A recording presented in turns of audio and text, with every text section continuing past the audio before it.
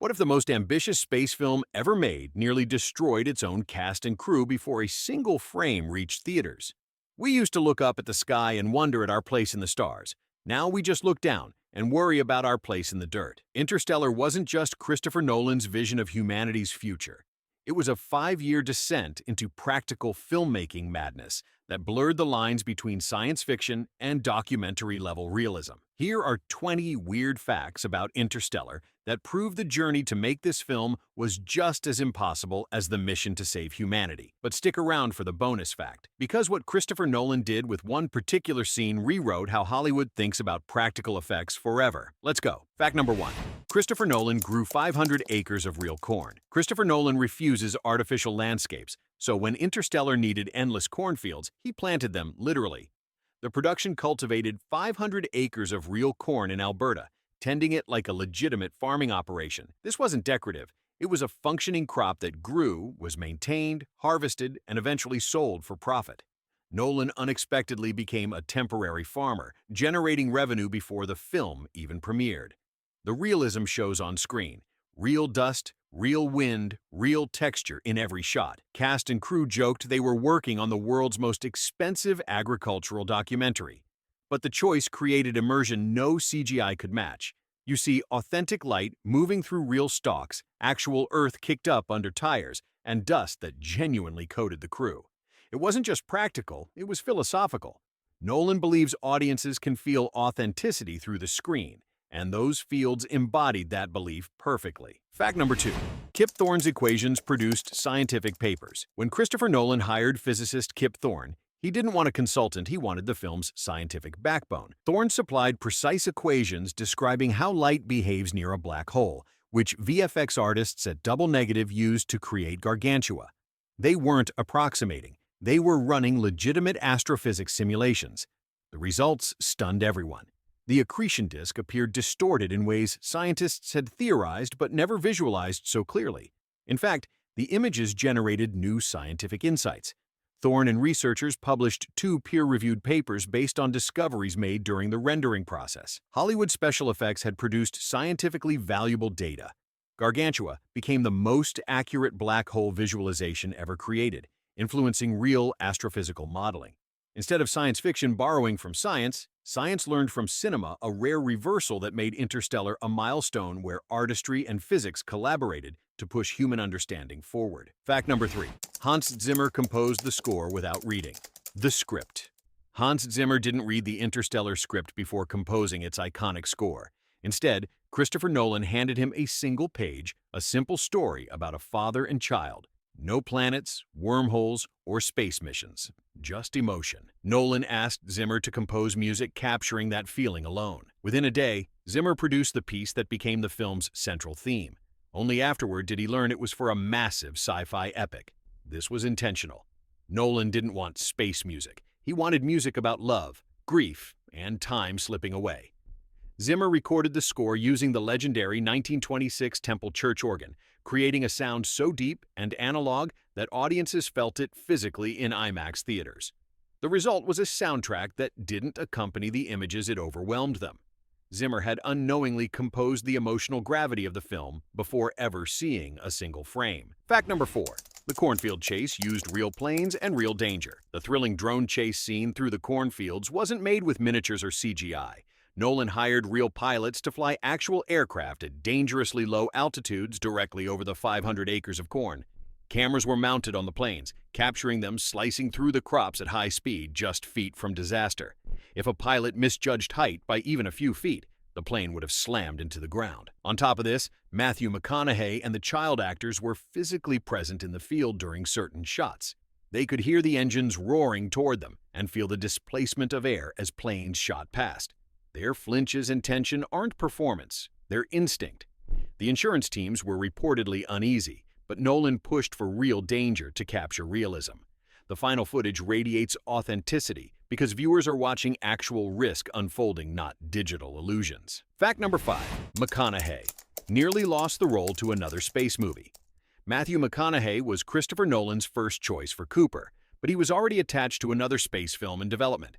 Contracts, schedules, and studio obligations made it look impossible. Nolan quietly began considering alternative leads. Then, almost miraculously, the other project collapsed, freeing McConaughey at the exact moment Interstellar entered final casting. Nolan later admitted the character had been written with McConaughey's emotional texture in mind, his ability to mix quiet intelligence with raw vulnerability. The timing felt cosmic. McConaughey's recent career shift from romantic comedies to serious dramatic roles mirrored Cooper's transformation from farmer to astronaut. That authenticity shaped the film. McConaughey didn't play an action hero. He played a father navigating impossible loss. His emotional breakdown watching decades of video messages became the film's anchor. If that earlier project hadn't vanished, Interstellar would be a completely different movie. Fact number 6. Anne Hathaway performed in a real cornfield fire. For the blight scenes, Nolan refused CGI flames. The production ignited hundreds of acres of real corn, surrounding Anne Hathaway and Matthew McConaughey with roaring walls of fire. Hathaway performed in a full costume under scorching heat while breathing genuine smoke, delivering complex dialogue as wind shifted unpredictably around her. Safety teams stood ready, but the danger was constant. Real fire behaves erratically, and a sudden gust could transform a controlled burn into a crisis. Hathaway later admitted the heat and difficulty breathing were intense, and you can see it on screen. The sweat isn't cosmetic, it's physical strain. The scene works because the environment was genuinely apocalyptic. Nolan wanted the actors to feel the world collapsing around them, and they did. The result is a sequence with a visceral authenticity no digital flames could replicate, terrifying, suffocating, and real. Fact number 7. The water planet used a 500,000-gallon practical tank. The terrifying waves on Miller's planet weren't digital constructs. Nolan built a 500,000-gallon water tank and used industrial wave machines to generate massive surges that physically slammed into the actors. Anne Hathaway and the cast stood in deep, churning water, repeatedly knocked over by forceful blasts as cameras hovered dangerously close. Jessica Chastain later said watching playback of Hathaway being overpowered by the waves was brutal. Those reactions were genuine disorientation and struggle. The production's commitment to realism created the planet's oppressive atmosphere. The low camera angles, the sense of scale, the constant instability all came from filming in real water with real danger. Actors weren't imagining peril. They were fighting to stay upright. That physical exhaustion shows in every frantic scramble toward the lander. The sequence grips audiences because the fear is authentic, captured through real water physics rather than CGI animation. Ooh. Fact number 8. The Endurance was a full-scale, practical, rotating set. Most space films create isolated set pieces and stitch them together digitally. Nolan instead built the entire Endurance spacecraft as a full-scale, rotating practical environment. This enormous circular set physically spun, allowing actors to walk along curved walls while the camera followed seamlessly. Designing it was a technical nightmare. Lighting rigs had to rotate without flicker, sound equipment had to compensate for mechanical noise, and performers had to act while the floor literally shifted beneath them. But the payoff was immersion. Audiences intuitively understand the ship's layout because it's real, not digitally extended. The geography feels consistent as characters move through actual corridors and modules. The rotation subtly sells the illusion of centrifugal gravity without relying on visual tricks. Actors responded to the environment's isolation and mechanical realism, grounding their performances. Instead of a green screen illusion, the Endurance functioned like a true deep space location you could physically inhabit. Fact number 9. McConaughey cried real tears, watching actual messages. The emotional breakdown scene where Cooper watches decades of video messages wasn't acted in the traditional sense. Nolan placed Matthew McConaughey inside the spacecraft set, alone, and played the actual recorded messages on the screens directly in front of him. No placeholders, no green screen inserts. McConaughey saw the footage for the first time during the take, processing everything in real time. His expressions shift from hope to disbelief, to complete devastation because he's genuinely reacting. The tears are real. The trembling breath is real. Nolan limited the number of takes, knowing McConaughey couldn't recreate that level of emotional exposure repeatedly.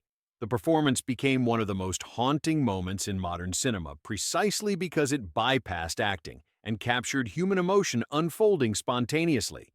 It isn't a scene, it's documentation of a father witnessing lost years he can never reclaim. Fact number 10. The Black Hole. Rendering consumed 800 terabytes. Gargantua, the film's iconic black hole, required an unprecedented level of computational power. Using Kip Thorne's real astrophysical equations, double negatives simulated the exact path of billions of photons as they bent around extreme gravity fields. The result? 800 terabytes of data, 8 times more than all 3 Lord of the Rings films combined. Some frames took over 100 hours to render. A single shot could represent weeks of continuous machine processing. The studio's server farm consumed enough electricity to power a small town. But the results were extraordinary. The accretion disks distorted light, the lensing patterns, the halo-like reflections, everything was mathematically accurate, not artistically invented.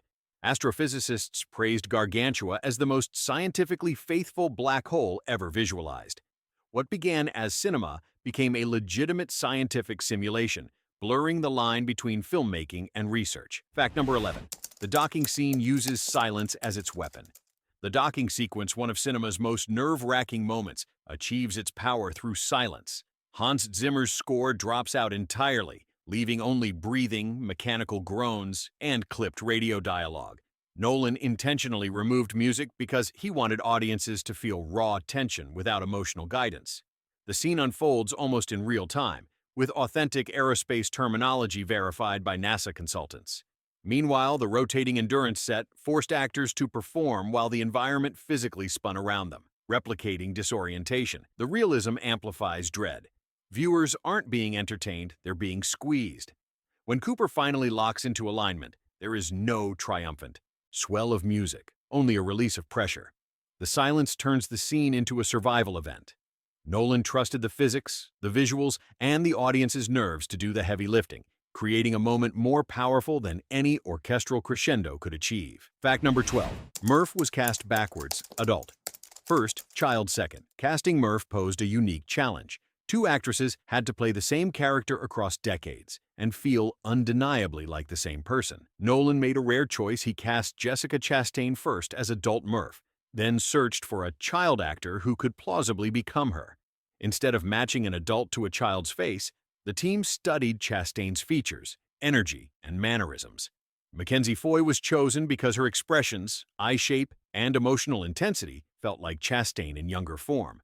Both actresses studied each other's performances to ensure continuity. Foy incorporated Chastain's subtle gestures. Chastain adopted Foy's emotional rhythms. The result is a seamless character whose anger, brilliance, and sense of betrayal feel consistent through time.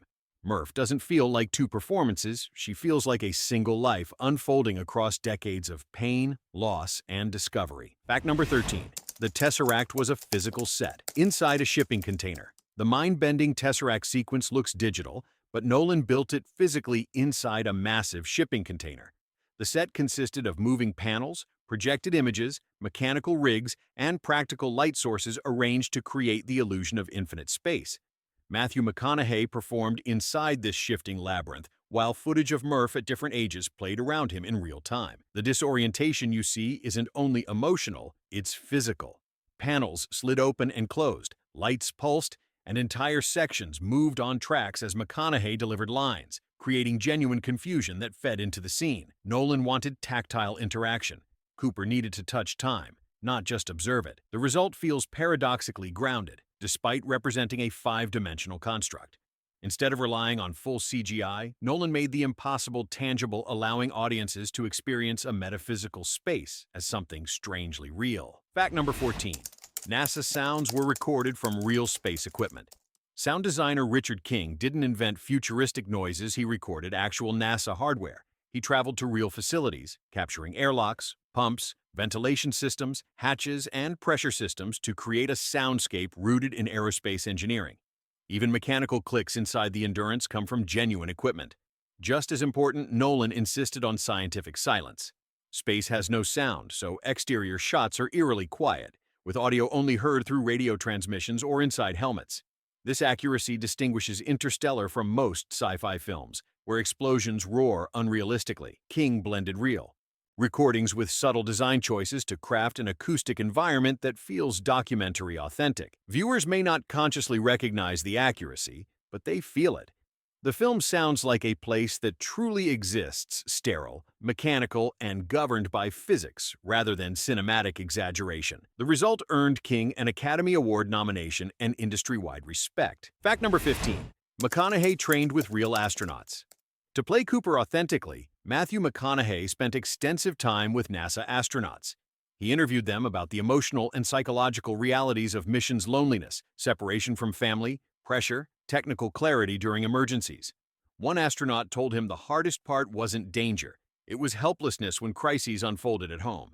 That insight directly shaped McConaughey's performance in the video message breakdown scene. He also used flight simulators, learned procedural language, and practiced cockpit posture so he wouldn't imitate an astronaut, he would think like one. Cooper's calm precision, tactile familiarity with controls, and matter-of-fact responses to danger all stem from those conversations. McConaughey approached the role like training for a real mission. The authenticity shows.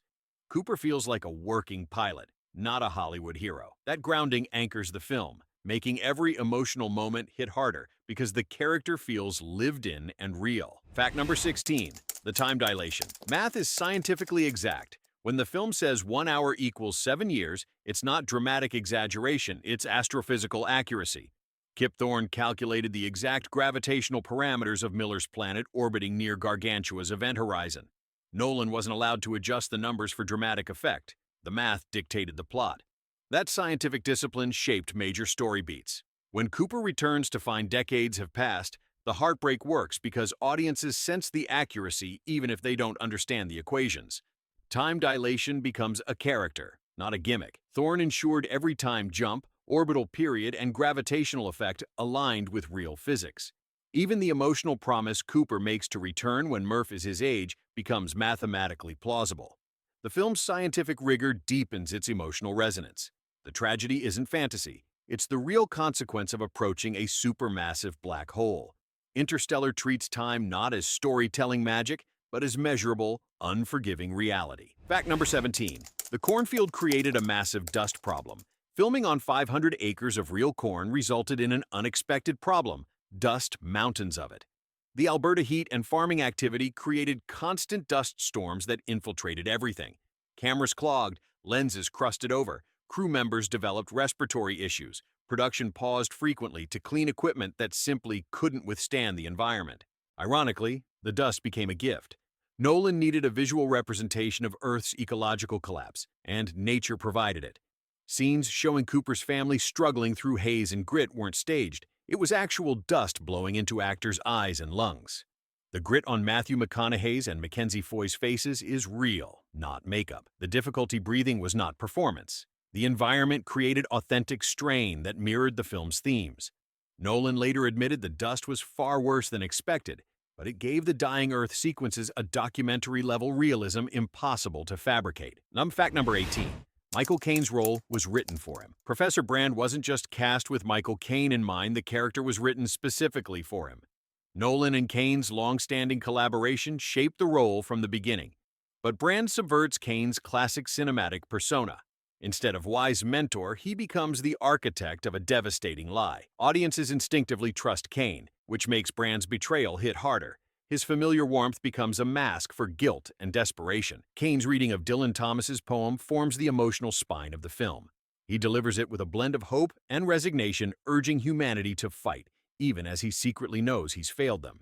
His performance gives the film moral complexity. Brand isn't a villain, but a man crushed by his own limitations. Nolan used Caine's cinematic legacy to deepen the emotional shock, turning a trusted figure into a tragic contradiction. Fact number 19. The budget rose from $165 million to nearly $200 million. Interstellar began with a budget of $165 million, but Nolan's commitment to practical filmmaking rapidly pushed costs toward the $200 million mark. Growing real crops, constructing the full-scale rotating endurance, building massive water tanks, and engineering physical environments, instead of relying on CGI, were expensive choices. Studios grew nervous, but Nolan's success record gave him leverage. After Inception and The Dark Knight, he was one of the few directors Hollywood trusted with this level of ambition. The financial gamble paid off.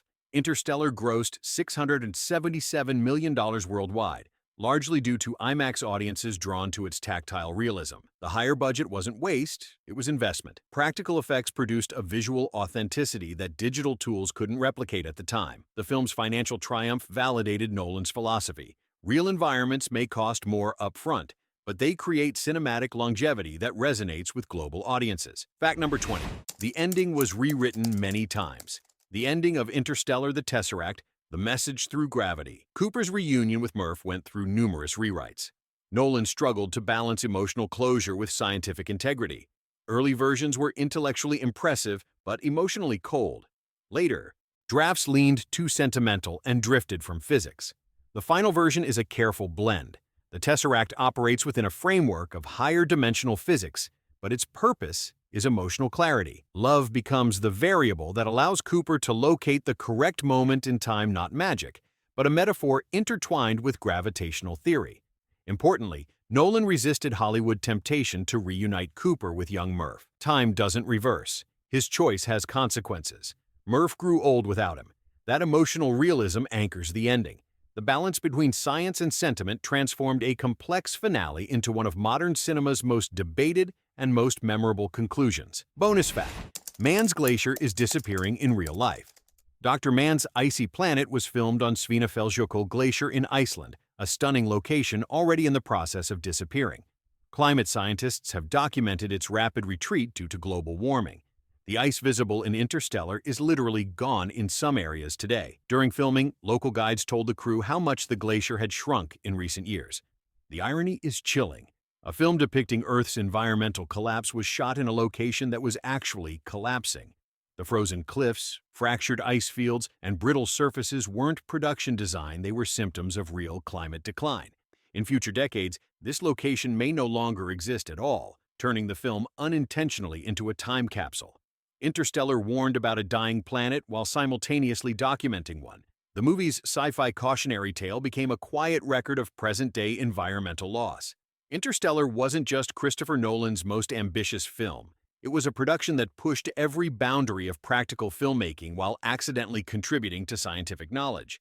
It grew crops, generated research papers, built spacecraft, and created the most accurate depiction of cosmic phenomena in cinema history. The gap between the elegant film audiences saw and the chaotic reality of its creation reveals something essential about ambition. Great art requires suffering. Beautiful images require real danger. Emotional truth requires actual tears. What we saw on screen was humanity reaching for the stars. What happened behind the camera was humanity refusing to settle for anything less than real stars. If you learned something mind-bending today, go ahead and hit that subscribe button. Because in a universe of infinite content, you just experienced something genuine. Don't go gentle into that good night of endless scrolling. There's more truth in fiction to discover.